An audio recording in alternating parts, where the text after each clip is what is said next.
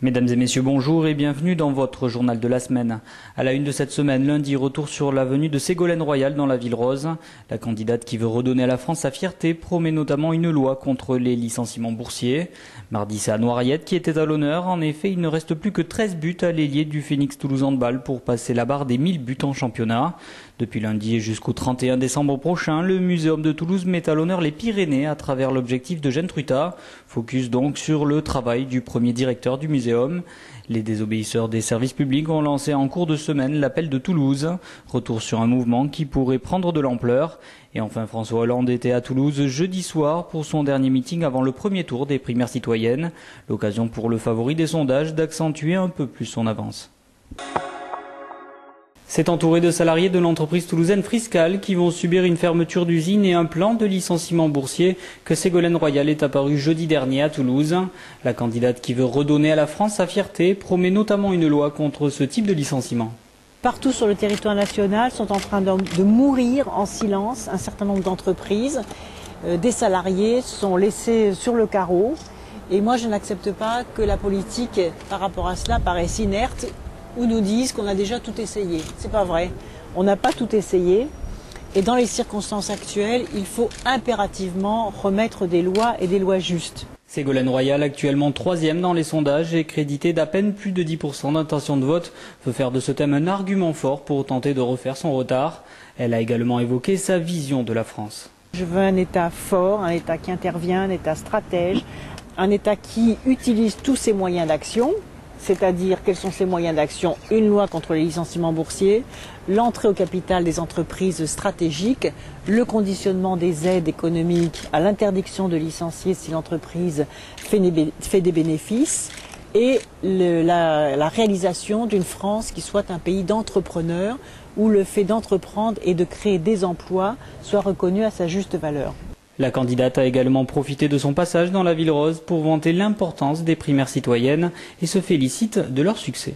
Il y a à la fois l'affirmation de tempéraments différents, d'expériences différentes, de hiérarchies dans les priorités d'action différentes et donc il y a un vrai choix. Et moi je souhaite que les Français choisissent celle qui a fait la preuve qu'elle était capable toujours de passer des discours aux actes, d'écouter pour agir juste et de changer les règles du jeu pour remettre de l'ordre social juste dans la Maison France.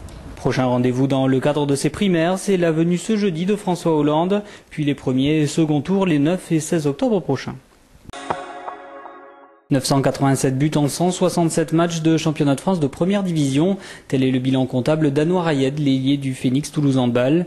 Le joueur tunisien de 33 ans, déjà meilleur marqueur de l'histoire du championnat, s'apprête dans quelques jours à passer la barre des 1000 buts.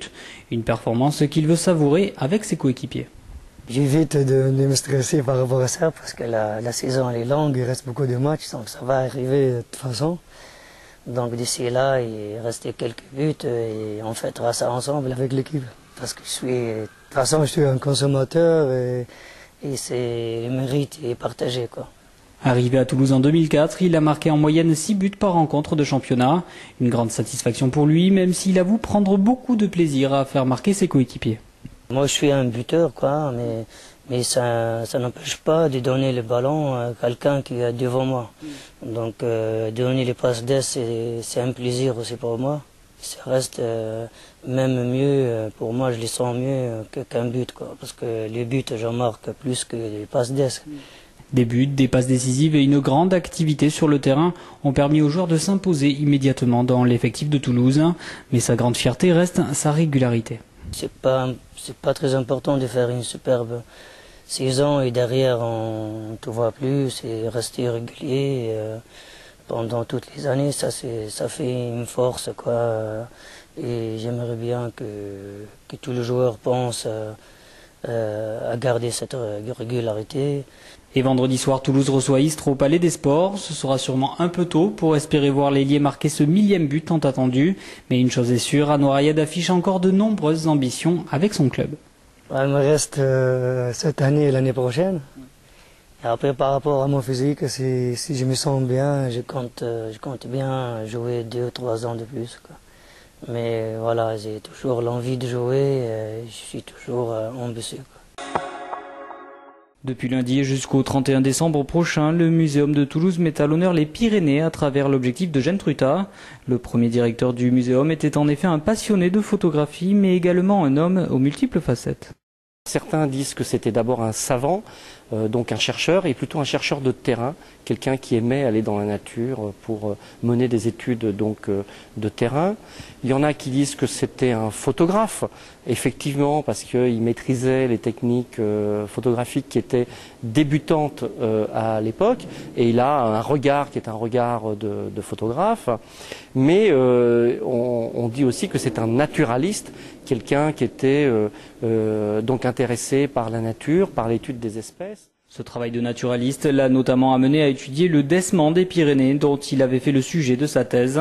L'exposition accorde donc toute une partie à l'animal, appelé aussi rat-trompette à cause de la forme de son museau. Mais outre cette partie scientifique, l'exposition propose des paysages que le photographe voulait dynamiques ou encore des clichés consacrés à l'activité humaine dans les Pyrénées. Une exposition qui se veut également interactive. On a voulu qu'il y ait un peu de relief dans cette exposition, d'où des espaces interactifs, dont un espace interactif qui permet aux visiteurs de découvrir les Pyrénées à partir des clichés et des stéréogrammes de Truta, mais en relief. Donc le public qui viendra voir cette exposition se verra remettre des lunettes pour voir les Pyrénées en relief. Cette exposition, en partenariat avec le laboratoire Géode, permet également d'étudier l'évolution des paysages grâce à des prises de vue plus récentes. Un travail qui aurait sûrement beaucoup intéressé le photographe. Qui photographiait la nature, y compris avec l'idée que cette nature évoluait. Il a par exemple beaucoup photographié des phénomènes naturels comme l'évolution des glaciers ou comme des catastrophes naturelles ou comme les conséquences du pastoralisme de l'amont vers l'aval. Donc il avait une vision dynamique des choses et on peut dire oui qu'il était contemporain et que en ce sens finalement l'exposition qu'on lui dédie se devait d'être moderne. Depuis hier matin, Isabelle de Léon a entamé une grève de la faim pour dénoncer la destruction du service public. En effet, cette conseillère de Pôle emploi à Toulouse refuse d'appliquer une réforme qu'elle estime participer à la dégradation du service apporté aux demandeurs d'emploi. Une démarche personnelle, mais qu'elle souhaite également collective.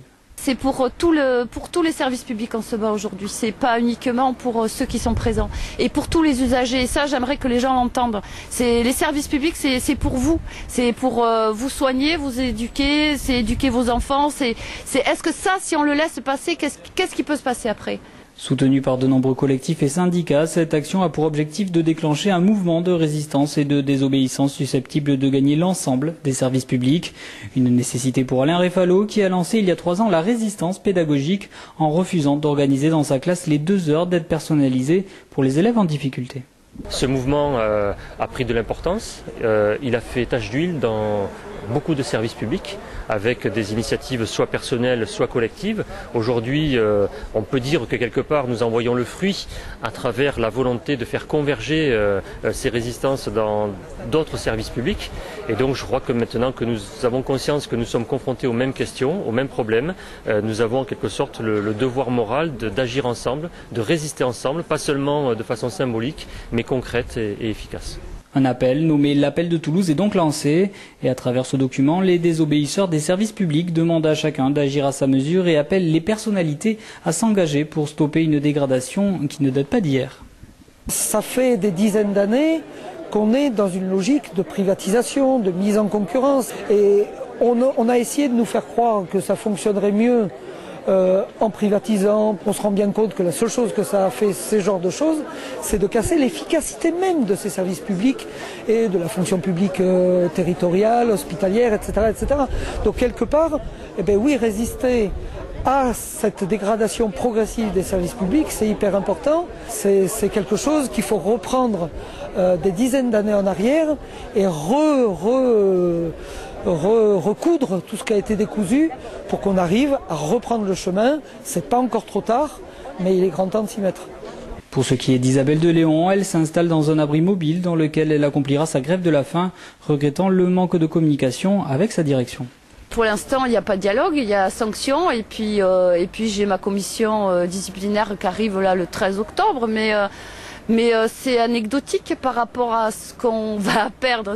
Perdre un emploi ou peut-être une menace de perdre un emploi, je ne sais pas si ça se fera ou pas, et puis peu importe. Ce qui est important, c'est l'appel. C'est l'appel à regrouper une défense collective des services publics. À 2 jours du premier tour des primaires citoyennes, François Hollande était en meeting ce jeudi soir à Toulouse. Et ils étaient environ 3000 personnes selon les organisateurs à encourager le favori des sondages. Soutenu également par Jean-Marc Ayrault, patron des députés PS, Robert Hue, ancien premier secrétaire du Parti communiste, ou encore Jean-Pierre Bel, premier président socialiste du Sénat. Le candidat a tenu à rappeler l'importance du premier tour de ces primaires. Un vote clair qui lui donnerait une grande légitimité pour rassembler la gauche derrière sa candidature. Une gauche prête au rassemblement, à l'image de Catherine Lemorton, députée de Toulouse et qui soutient Martine Aubry. Celui qui sortira des urnes le 16 octobre sera le meilleur. Moi, 5 ans d'opposition, j'en peux plus. Donc voilà, c'est très clair pour moi. Même si j'ai fait le choix de Martine Aubry, je ne m'interdis rien. Et le rassemblement, il devra être. Et voilà. Alors maintenant, les sondages, ils disent, si c'est François, je serai derrière François. Ça dépassera pas la tête. Côté idée, le candidat est resté fidèle à sa ligne de conduite, mais interpellé par un petit groupe de Greenpeace, François Hollande n'a pas semblé convaincre. On est là pour interpeller le candidat Hollande par rapport à sa position sur le nucléaire et notamment à essayer de l'engager vers une sortie du nucléaire et à être plus clair sur ses positions sur le nucléaire. Pour l'instant, il parle d'une réduction du nucléaire, il s'arrête à 2025 et il n'est pas dans une démarche au-delà de 2025 parce qu'il dit qu'en tant que candidat, il ne sera pas forcément élu pendant au-delà de 2025. Mais nous, on pense que c'est une politique globale qu'il faut envisager. Après les petites piques de Martine Aubry sur le financement des 12 000 postes supplémentaires par an dans l'éducation nationale que propose le candidat et ce rappel à l'ordre sur le nucléaire, François Hollande est prévenu, rien ne sera simple dans la course à la présidentielle.